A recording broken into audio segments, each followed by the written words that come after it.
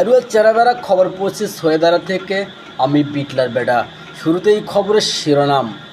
ইগলাস নামের এক শিক্ষার্থী কামিল পরীক্ষায় পাশ, হাতছানি করা ব্যক্তিকে হাতে নাতে আটক। দাদা নামের এক শিক্ষার্থীর 15 দিনের ছুটি। এতক্ষণ শুনলেন সংবাদের শিরোনাম, এখন শুনবেন বিস্তারিত। 2024 শিক্ষাবর্ষে রাজশাহী সরকারি শাহী শিক্ষা কলেজের বিপিএড শিক্ষার্থী ইখলাস আহমেদ কামিল পরীক্ষায় পাশ করেছেন। তিনি 24 আগস্ট 2025 আগামী রবিবার সবাইকে মিষ্টি খাওয়াবেন, এই প্রতিশ্রুতি তিনি গ্রুপের মধ্যে লিখে দিয়েছেন। এদিকে রাজশাহী সরকারি শাহী শিক্ষা কলেজের হোস্টেলের ছাত্রাবাসের 211 নম্বর রুমের মধ্যে হাতছানি করা এক ব্যক্তিকে হাতে নাতে আটক করা হয়েছে।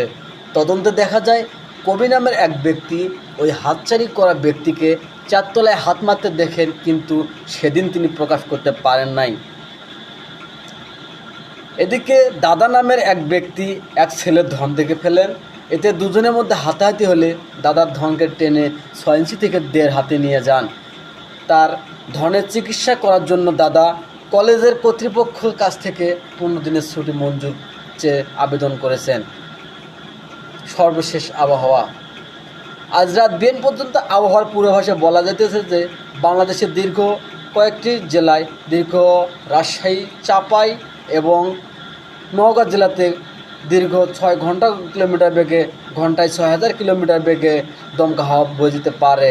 সেই সঙ্গে বড় বড় ইটপাটকেল ও টেকার ডেক্সা পড়ার সম্ভাবনা রয়েছে। তাই মোটরসাইকেল ও বাইসাইকেলওয়ালা ভাইদের তাদের নিজ নিজ যানবাহন ঘরের মধ্যে বেঁধে থাকার কথা বলা হয়েছে। এরূপ আবহাওয়া যদি আজ দুপুর বিকেল পর্যন্ত থেকে যায়, তাহলে আগামীকাল বেলা উঠলে আর ডুববে না, ডুবলে আর উঠবে না। খবর শেষ হলো। আল্লাহ হাফেজ।